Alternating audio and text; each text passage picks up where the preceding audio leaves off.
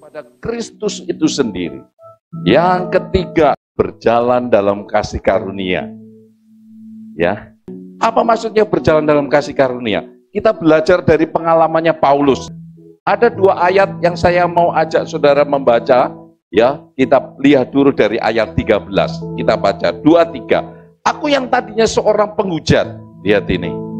Aku yang tadinya seorang penghujat dan seorang penganiaya dan seorang ganas, tetapi aku telah dikasihani, ya. Karena semua itu telah kulakukan tanpa pengetahuan, yaitu di luar iman.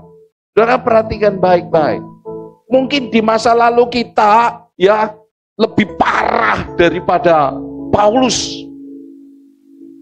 Ya.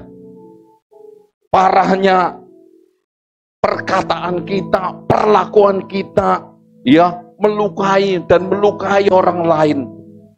Tapi saudara tahu, dikatakan di sini Paulus bilang, semua itu kulakukan tanpa pengetahuan, di luar iman. Mungkin seperti ini. Mungkin seperti itu. Paulus melakukannya seperti itu. Membabi buta yang katanya dia membela Tuhan, tapi ternyata itu tanpa pengetahuan, di luar iman. Tapi saudara, yang luar biasa adalah ayat 14.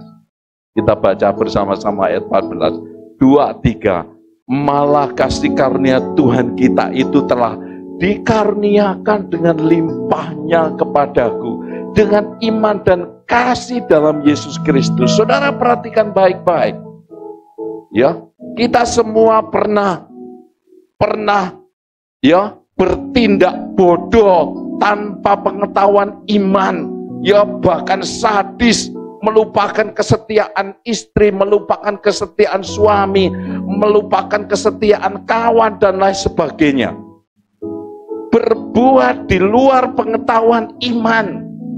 Tapi saya mau kasih tahu saudara, dikatakan di sini, sudah terbuka, sudah percaya.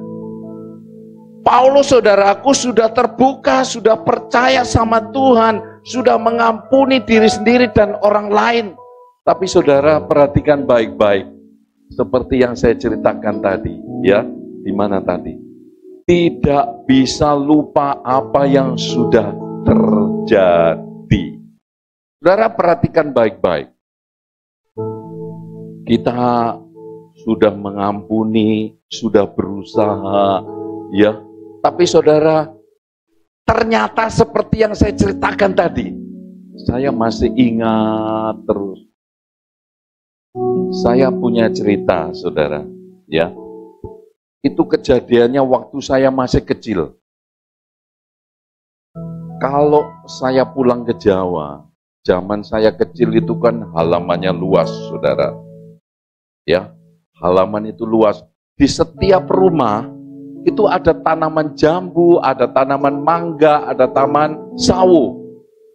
Saudara, dari sekian banyak tetangga-tetanggaku yang baik hati ini, satu yang membuat saya, kalau lewat di situ, saya harus menoleh begini. Kenapa? Satu hari waktu saya masih kecil, kalau hujan-hujan, ya kan, semua di kampung itu masuk rumah. Nah, zaman saya kecil, saudara, anak-anak kalau maaf perut lagi tidak enak, yang paling gampang adalah pergi ke sungai. Yang paling gampang, itu zaman saya. Kalau sekarang tidak boleh, lucu kan, itu di kampung. Jadi ketika saya pergi ke sana, saya lihat di halaman rumah, beda sekarang saudara ya, saya lihat di halaman rumahnya itu mangga gede-gede, mateng-mateng, sampai berjatuhan. Saya sebagai anak kecil, tidak tahu malu, belum bisa membedakan. Begitu saya lihat sore-sore yang lagi gerimis rintik-rintik dan orang tidak keluar, saya langsung naik ke situ, saya petikin mangga itu, saya bawa, saya ambil saudaraku sekuat-kuatnya. Sudah tahu, mungkin menurut saya dulu biasa, itu perbuatan dianggap biasa. Saudara, yang begitu kita anggap tidak berdosa. Kita masih kecil. Kita anggap tidak bersalah. Tapi tahukah saudara, sekalipun aku sudah minta maaf ke orang itu ketika lebaran, sudah melupakannya dan lain sebagainya, setiap kali saya rumah itu saya selalu noleh. Mangga, yang muncul itu bukan om dan tante, yang muncul di mukaku itu terdengar di telingaku, mangga, mangga, mangga. Makanya kalau saudara tidak mau dilupakan, benar enggak? Saudara ingatkan? Benar saudara. Ya, itu loh seperti foto yang ditaruh di depan saya. Ya, itu selalu muncul dan muncul dan muncul ketika kita lewat di hadapannya.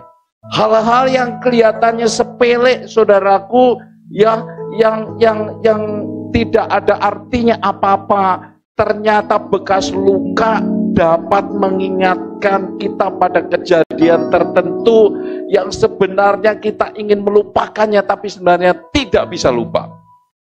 Tahukah saudara, Rasul Paulus ini, ya, Rasul Paulus ini, mana tadi ya? Contohnya Rasul Paulus ini. Sebenarnya Rasul Paulus, saudara, bisa mundur, bisa berhenti untuk tidak pelayanan, tidak giat kepada Tuhan. Bayangkan saudara, dia kemana-mana atas nama Tuhan, dia menangkap orang Kristen, memasukkan orang Kristen ke penjara, bahkan membunuh orang-orang itu. Bagi Paulus ini kejahatan yang di luar nalar katanya. Itu di luar pengetahuan iman, itu benar-benar pokoknya satu kebodohan yang kelihatannya atas nama Tuhan. Tapi saudara lihat, pekerjaan ini saudaraku, luar biasanya adalah ini. Bekas luka bisa menceritakan tentang kehebatan Tuhan di dalam hidup kita. Amin. Seperti yang dialami Rasul Paulus. Kenapa bisa begitu? Kenapa? Satu hal saja. Karena Rasul Paulus berjalan di dalam kasih karunia. Amin. Karena berjalan oleh kasih karunia. Karena berjalan di dalam kasih karunia. Karena sudah dibalut kasih karunia. Karena sudah dipasang kacamata kasih karunia. Amin. Itu yang menyebabkan sekalipun itu seringkali muncul, tapi oleh pengertian kasih karunia, tingkah lakunya jadi berubah. Itu seringkali muncul dan menyakitkan, tapi oleh kasih karunia itulah dia mampu mengampuni. Sekalipun itu muncul menyayat hati, membuat dada ini sesak, tapi kasih karunia membalut, membuat kita pelong. Ya sudahlah, rela 1M melayang. Asal istri masih ada di sampingku. Itu saudara, ya, kasih karunia yang mampu membebat, yang mampu menyembuhkan, yang mampu mengobati. Amin. 3 hal, mudah-mudahan tidak lupa. 1 apa? Buka hatimu, pikiranmu, ya, buka dulu. Jangan lagi menutup diri, sembunyi, apalagi lari. Ya, ada orang frustasi, stres, kecewa, mengurung diri. Yang kedua tadi apa? Bersihkan itu masa lalu. Ya, bersihkan. Memang dia bekas luka itu tetap ada. Tetap ada. Tapi saudaraku, luka yang menyakitkan itu bisa dipakai Tuhan. Ya, bisa dipakai Tuhan untuk membuat kita sadar sesungguhnya saya butuh kasih karunia untuk hidup ini. Amin. Bukan masa lalu yang menyakitkan ini. Hidupmu masih panjang. Bukan 70 tapi 120. Amin. Kita ini masih pemuda. Dari mana? Kasih karunia.